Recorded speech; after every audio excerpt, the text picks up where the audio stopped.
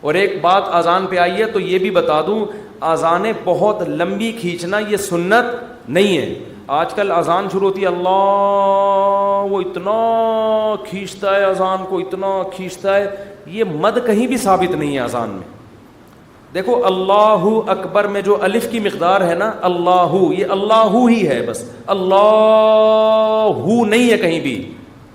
تجوید کی روح سے ادھر مد بنتا ہی نہیں ہے. ہاں جب آپ کہتے ہیں حی علی الصلاح تو یہاں مد ہے، صلاح کو کھینچ سکتے ہیں، حی کو نہیں کھینچ سکتے. حی علی الصلاح، لوگ کیا کریں حی علی الصلاح، عجیب عجیب اذانیں ہو رہی ہیں. ایک دفعہ ہم کہیں گئے نماز پڑھنے کے لیے، تو اذان جب شروع ہوئی نا تو وہ کہنے لگے ایسے اسٹائل میں اذان کے میں ابھی بتاؤں گا تو پھر وہ میم بن جائے گی اس پہ. تو بس وہ خود ہی سوچ لیں. ہم لڑکے بیٹھے تھے، ہم کو ہنسی آنے لگی. ہم نے کہا یہ کیا کر رہا ہے، پتہ نہیں اذان دے رہا ہے کیا کر رہا ہے. ایک امام نماز پڑھا رہے تھے، السلام، پوری نماز صحیح پڑھائی. جب وہ سلام پھرنے لگے تو السلام علیکم ورحمۃ اللہ. ہم نے کہا یار اچھا بھلا السلام علیکم ورحمۃ اللہ پڑھ رہے تھے، السلام علیکم ورحمۃ اللہ کر کے ادھر گھما. عجیب، نہ قرآن سیکھتے ہیں نہ اذان سیکھتے ہیں. جس کو کھڑا کر دو لے جا کے بس وہ شروع کر دیتا ہے. ایک امام کے پیچھے ہم نے نماز پڑھی دیہات میں، وہ پوری سورہ فاتحہ غلط پڑھ رہے تھے لیکن ان کو توئیں پڑھنا آتا تھا. بس انہوں نے نورانی قاعدے میں توئیں کا لفظ اچھی طرح سیکھ لیا تھا. تو ہوتا ہے، یہ تا نہیں ہوتا. باقی کچھ سیکھا نہیں انہوں نے. اب وہ نماز پڑھا الحمدللہ رب العالمین، حمدو کو پڑھ رہے ہیں حمدو. ہم نے برداشت کر لیا. اہدنا الصراط، صاد نہیں نکل رہے، لیکن جہاں تو آئے گی نا کہتے ہیں اہدنا الصراط المستقیم. ٹھیک، ہم کہہ رہے یار پورا غلط پڑھ رہے ہوتے ہیں لیکن جہاں توئیں آتی ہے ایک دم.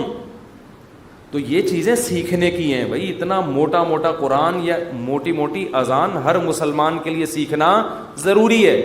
تو اذانوں کو بہت زیادہ کھینچا نہ کریں. ایک تو خلاف سنت بھی ہے، دوسرا لوگوں سے پھر ادب نہیں ہوگا اذان کا. اذان کے وقت خاموش رہنا چاہیے، اذان کو غور سے سننا چاہیے. جب آپ اتنی لمبی کھینچو گے اذان تو پھر کہاں اس کا ادب ہوگا. کافی ٹائم لگ جاتا ہے اس میں. مختصر اذان دیں، مختصر، اللہ اکبر اللہ اکبر، پھر اللہ اکبر اللہ اکبر، بس. اشہد ان لا الہ الا اللہ، لا پہ مد ہے، الہ پہ نہیں ہے.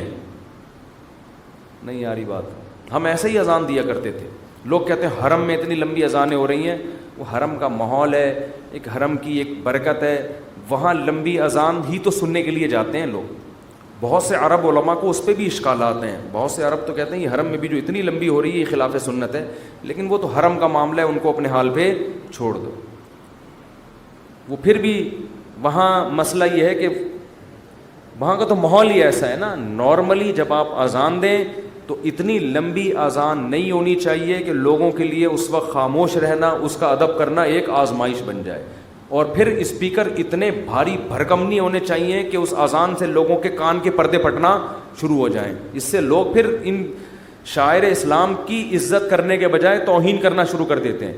خاص طور پہ غیر مسلم ممالک میں جہاں آپ کو کوئی اذان کی پرمیشن دے دے تو اعتدال سے اذان دیں، ان کے آرام کا خیال رکھیں.